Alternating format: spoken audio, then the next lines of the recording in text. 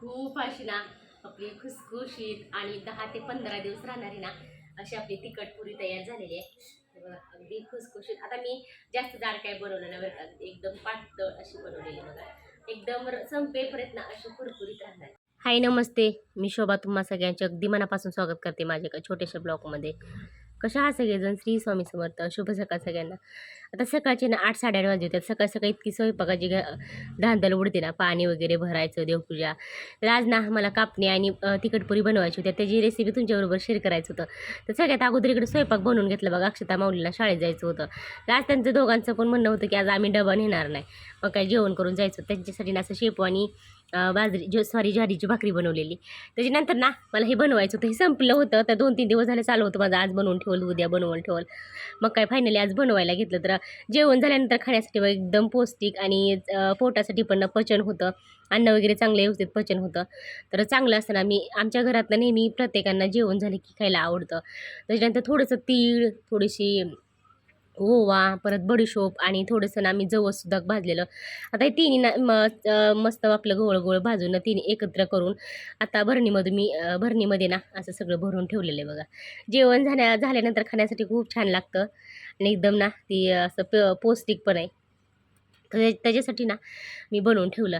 आणि इकडं ना आता मी कापण्या बनवण्यासाठी बघा 2 वाट्या गव्हाचं पीठ, अर्धी वाटी बेसन पीठ आणि अर्धी वाटी ना ज्वारीचं पीठ घेतलेलं आहे. तर इकडे सुंठ पावडर, विलायची, परत जायफळ आणि थोडीशी बडीशोप आणि 1 वाटी ना गूळ घेतलेलं आहे. आणि इकडं आपलं खसखस, जसे की आपल्याला मी आता पुडीच घेतलेली बघा, जसं आपल्याला लागेल ना तेवढं आपण वापरू शकताय. तर इकडं मी खिसून घेतलेले बघा. आपण आलं वगैरे खिसतो ना ते छोट्या खिसणीनं, त्याच खिसणीनं मी जायफळ आणि सुंठ खिसून घेतलेली. आता 1 वाटी गूळ घेतलेलं ना, तर 1 वाटी पाणी वतायचं होतं मला, पण मी थोडंसं एक्स्ट्रा वतलेलं कारण कमी जास्तीला म्हणून अगदी थोडंसं अर्धी वाटी वतलेलं. आता हे जरा चांगलं गूळ बघा विरघळून घेतलं. त्याच्यानंतर आपलं मिक्सरच्या जारमध्ये ना विलायची, बडीशोप हे सगळं होतं ना, ते सगळं बारीक करण्यासाठी मी टाकून आणि पिठात ना पीठ अगदी चाळून घेतलं बघा. त्याच्यामध्ये सगळं टाकलं. त्याच्यानंतर आपलं तेलाचं ना थोडंसं मोहन घालायचं, कडकडीत तेल कडवून. तेलाचं ना कडकडीत मोहन घालायचं. थोडंसं आवडीनुसार बघा हळद घालायची. आता मी चिमूटभर हळद टाकली, तुम्ही टाकू अगर न टाकू, म्हणजे प्रत्येकांच्या आवडीवर वेगळी. आता हे थंडगार झालं बघा आणि चांगलं गाळून घेतलं. त्याच्यामध्ये आता मिक्स करून घ्यायचं. आता तेलाचं मोहन घातल्यानंतर बघा सगळं मिक्स करून घ्यायचं आणि छान असं थोडंसं तेल लावून असा उंडा तयार करून घ्यायचा. आता एक 2-3 मिनटं ना, फक्त 2-3 मिनटं मी झाकून ठेवणार आहे. आणि आता थोडं जे एक्स्ट्रा पाणी ओतलं होतं ना, ते तसंच राहिलेलं आहे. अगदी 1च वाटी गूळ आणि 1च वाटी ना पाणीसुद्धा पाहिजे. पण आता मी थोडंसं एक्स्ट्रा ठेवलेलं. आता छानसं बघा असं गोल-गोल आपला उंडा करून ना, जसं आपण चपाती लाटतो त्याच पद्धतीने लाटायचं. जसं की प्रत्येकाला आवडतं तसं. कारण काही-काहींना ना जास्त जाड आवडतं, काही-काहींना पातळ. आता मी जास्त जाड पण नाही आणि जास्त पातळ पण नाही. आता मीडियमच लाटणार आहे. आणि असं थोडं-थोडंच लाटत-लाटत ना आपलं खसखस लावून घ्यायची.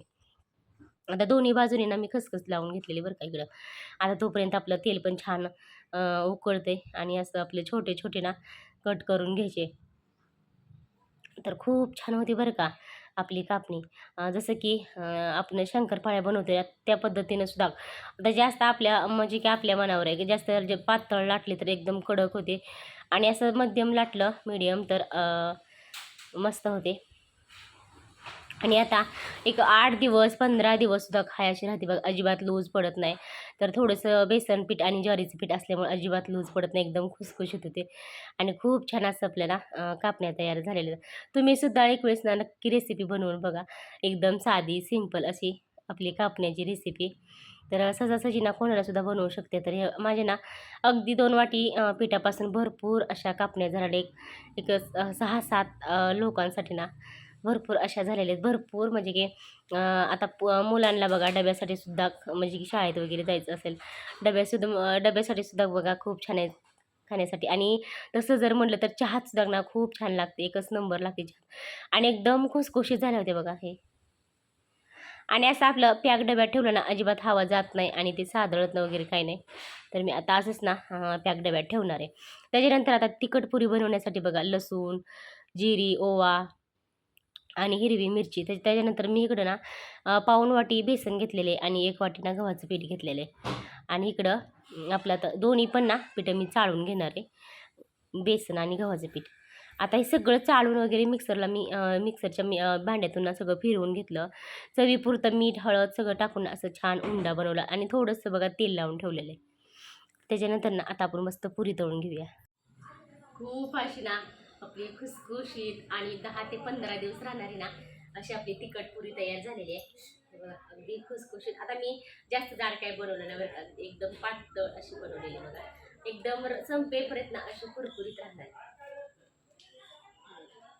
खूप छान असं ना आपली मस्त तिखट पुरी बनवलेली आहे. तर ह्याची रेसिपी ना मी तुमच्याबरोबर शेअर करणार आहे. तर नक्की शेवटपर्यंत बघा आणि आवडले असल्यास लाईक, शेअर, कमेंट सबस्क्राईब नक्की करा. बाय.